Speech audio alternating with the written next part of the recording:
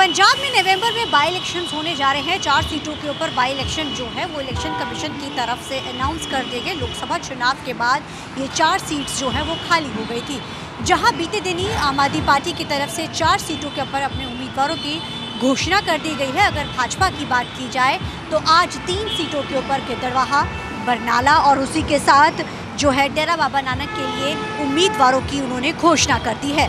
इस बार जो सबसे चौंकाने वाली बात है कि मनप्रीत बादल जो कि भाजपा में शामिल हुए थे, पहले वो अकाली दल में थे, फिर वो कांग्रेस में गए, लंबे समय तक वो कांग्रेस में रहे और फाइनेंस मिनिस्टर थे वो जब कांग्रेस सरकार थी। लेकिन अब जो है उन्होंने जब कांग्रेस हार होती है उसके बाद जो है मनप्रीत बादल बिल्कुल ही साइड हो जाते हैं और वो कांग्रेस छोड़ के भाजपा में शामिल हो जाते हैं। जब कैप्टन अमरिंदर भी जब है भाजपा में शामिल होते हैं और अब मनप्रीत बादल को गिद्दड़बाहा से जो कि लोकसभा विधानसभा चुनाव के लिए उम्मीदवार घोषित किया गया है, अब ऐसे में देखना बड़ा अहम रहेगा कि मनप्रीत बादल जो लंबे समय से राजनीति से बिल्कुल परे हैं, वो कहीं नहीं नजर आते हैं।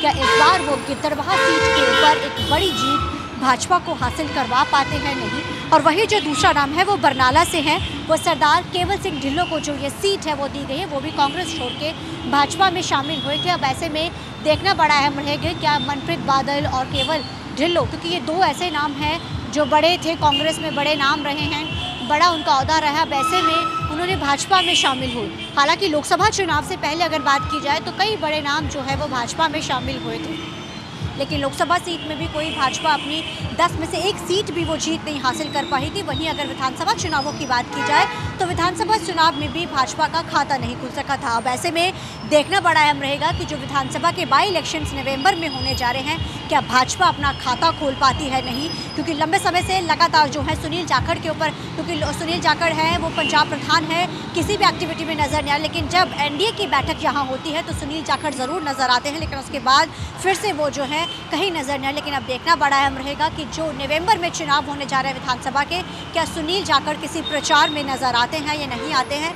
क्या इन 4 सीटों के ऊपर जो है भाजपा अपना खाता खोल पाती है पंजाब में? नहीं, ये देखना बड़ा अहम है, क्योंकि जिस तरीके से बड़ी हैट्रिक जो है इस समय विधानसभा चुनाव की हरियाणा में लगी है, तीसरी बार इतिहास रचा है हरियाणा में विधानसभा चुनाव में सरकार बनाई है।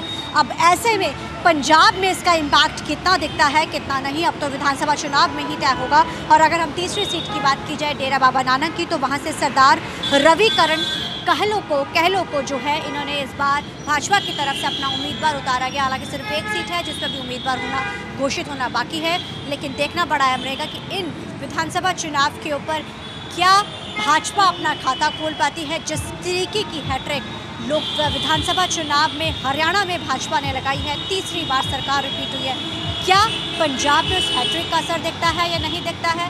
क्या अपना खाता खोल पाती है? क्योंकि आप चाहे ढिल्लों की बात की, चाहे फिर मनप्रीत बादल की बात की जाए, हालांकि वो राजनीति में अच्छा नाम रखते थे जब कांग्रेस सरकार थी। अब ऐसे में इस बार विधानसभा चुनाव में क्या नतीजे आते हैं, ये देखना बड़ा अहम रहेगा। कैमरामैन अलजिंदर के साथ चंडीगढ़ से TV9 के लिए अमन फील।